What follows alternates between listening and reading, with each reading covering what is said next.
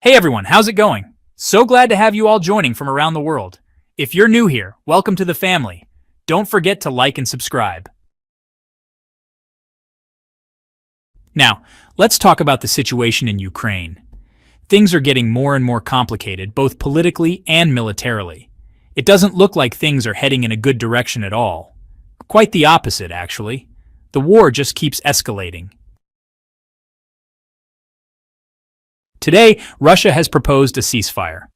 But instead of considering it or even rejecting it in a diplomatic way, Zelensky has come out with extremely provocative and aggressive statements. He basically threatened the world leaders who are expected to attend Russia's Victory Day military parade. On top of that, intense fighting is still happening on the ground. Ukraine is also claiming some so-called heroic acts, although we're not really sure how true those are.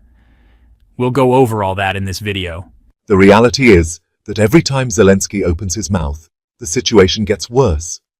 It's not just his actions or his insistence on continuing the war. It's his bizarre and provocative statements. No one who genuinely wants peace would say the things he's saying. So, here's what happened. Russia proposed a ceasefire for May 8th, 9th, and 10th, but Zelensky refused. He didn't just reject it politely, he mocked it, calling it a theatrical show by Russia.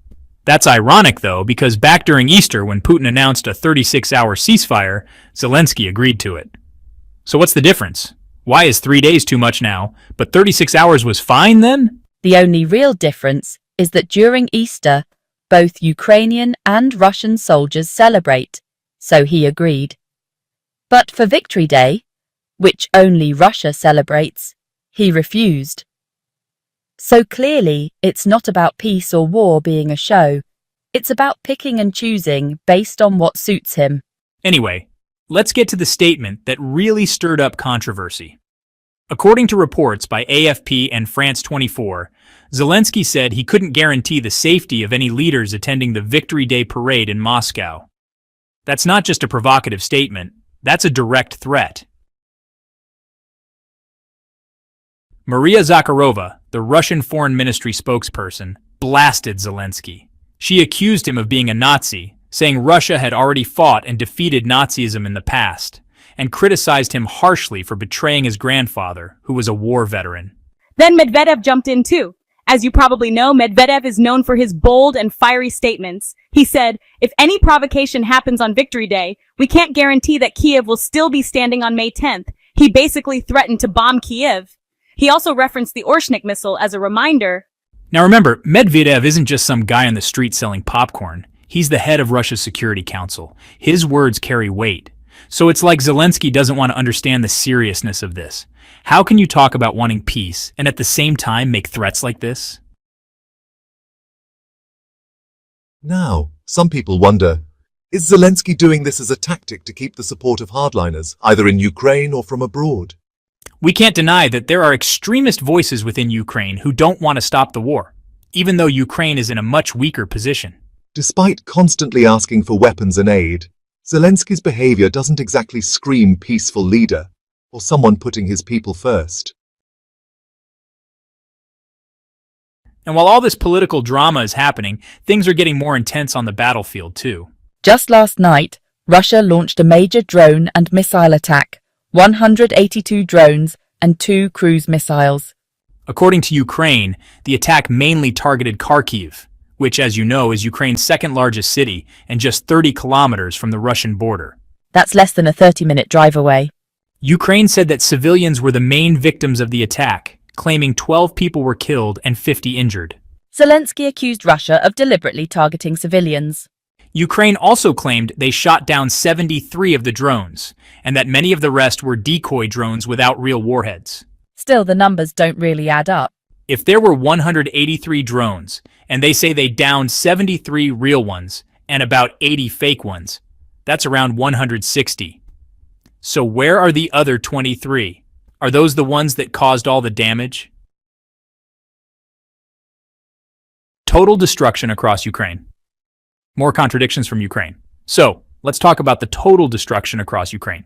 Honestly, this is another one of those contradictions that Ukraine keeps throwing out there.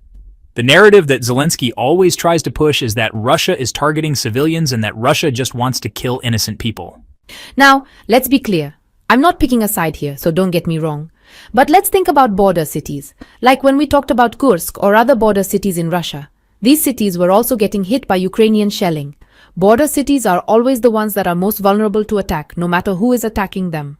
Now, the question is Russia really intentionally targeting civilians?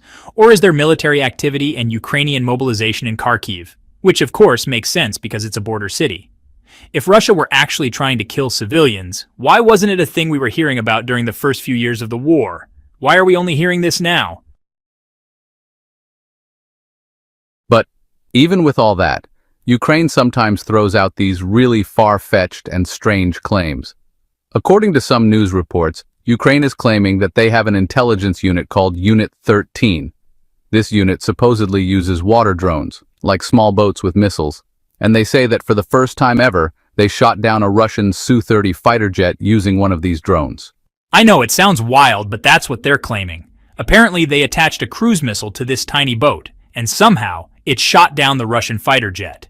Now, I'm not an expert in military tactics, so I can't say for sure if this is even possible. But if Ukraine really has this kind of technology, why are they constantly saying they don't have weapons or military capabilities? Zelensky is always asking for more weapons and more military support, claiming they don't have enough resources.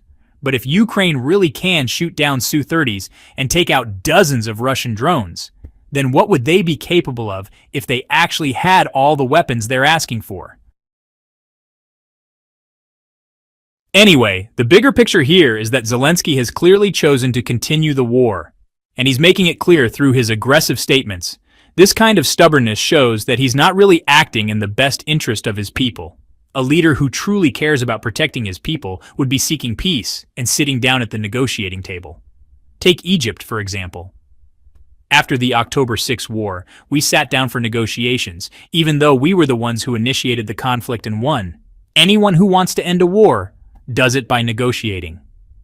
But right now, we see Zelensky refusing to sit down for peace talks. Thanks a lot for watching the video.